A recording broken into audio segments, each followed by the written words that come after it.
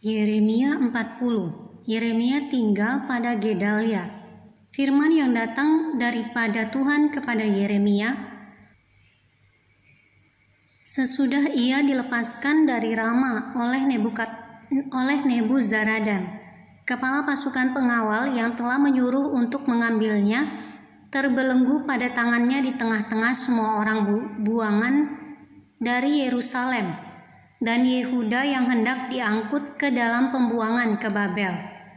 Kepala pasukan pengawal itu telah mengambil Yeremia dan berkata kepadanya, Tuhan Allahmu telah mengancamkan malapetaka ini atas tempat ini, dan ia telah melaksanakannya. Tuhan telah melakukan apa yang diancamkannya, oleh karena kamu telah berdosa kepada Tuhan dan tidak mendengarkan suaranya, sehingga terjadilah hal ini kepada kamu. Maka sekarang lihatlah, aku melepaskan engkau hari ini dari belenggu yang ada pada tanganmu itu. Jika engkau suka untuk ikut pergi dengan aku ke Babel, marilah, aku akan memperhatikan engkau. Tetapi jika engkau tidak suka untuk ikut pergi dengan aku ke Babel, janganlah pergi. Lihat, seluruh negeri ini terbuka untuk engkau. Engkau boleh pergi kemana saja engkau pandang baik dan benar. Engkau boleh kembali kepada Gedalia bin Ahikam bin Safan yang telah diangkat oleh Raja Babel atas kota-kota Yehuda, dan tinggallah bersama-sama dia di tengah-tengah rakyat. Atau kemana saja engkau pandang benar, pergilah ke situ. Lalu kepala pasukan pengawal itu memberikan kepadanya bekal makanan dan suatu hadiah. Kemudian melepas dia pergi. Jadi pergilah Yeremia kepada Gedalia bin Ahikam di Mispa, dan dia bersama-sama dengan dia di tengah-tengah rakyat yang masih tinggal di negeri itu. Masa Gedalia menjadi gubernur dan pembunuhannya. Ketika semua panglima tentara yang masih berada di luar kota dengan orang-orangnya mendengar bahwa Raja Babel telah mengangkat Gedalia bin Ahikam bin Safan atas negeri itu, dan bahwa kepadanya telah diserahkan pengawasan atas laki-laki, perempuan, dan anak-anak, yaitu dari orang-orang lemah di negeri itu, yang tidak diangkut ke dalam pembuangan ke Babel.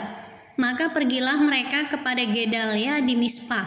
Mereka ialah Ismael bin Netanya, Yohanan bin Kareah, Seraya bin Tanhumet, anak-anak Efai orang Netofa itu, dan Yezanya, anak seorang Maakah, bersama dengan anak buahnya.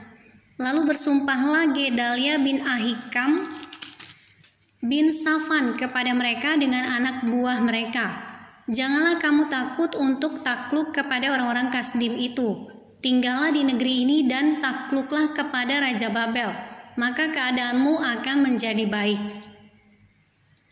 Dan aku sendiri menetap di Mispa untuk bertindak sebagai wakil di depan orang-orang Kasdim yang akan datang kepada kita. Tetapi kamu ini kumpulkanlah saja hasil anggur, buah-buahan, dan minyak, kemudian simpanlah sebagai persediaan, dan tinggallah di kota-kota di mana kamu hendak menetap.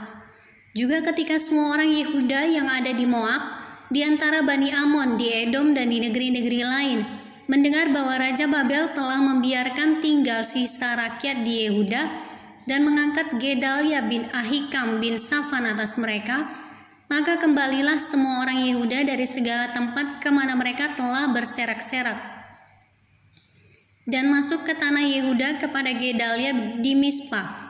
Mereka mengumpulkan hasil anggur dan buah-buahan amat sangat banyaknya.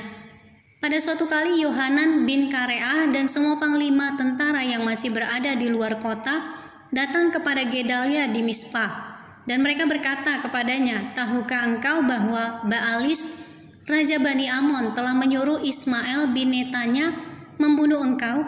Tetapi Gedalia bin Ahikam tidak percaya kepada mereka. Kemudian Yohanan bin Kareah berkata dengan diam-diam kepada Gedalia di Mispa, baiklah, aku pergi membunuh Ismael bin Netanya itu dengan tidak diketahui siapapun juga. Mengapa engkau harus dibunuhnya sehingga semua orang Yehuda yang telah berkumpul di sekelilingmu berserak-serak lagi dan sisa Yehuda itu binasa? Tetapi Gedalia bin Ahikam menjawab Yohanan bin Kareah, Janganlah lakukan itu, sebab yang kau katakan tentang Ismail itu adalah bohong.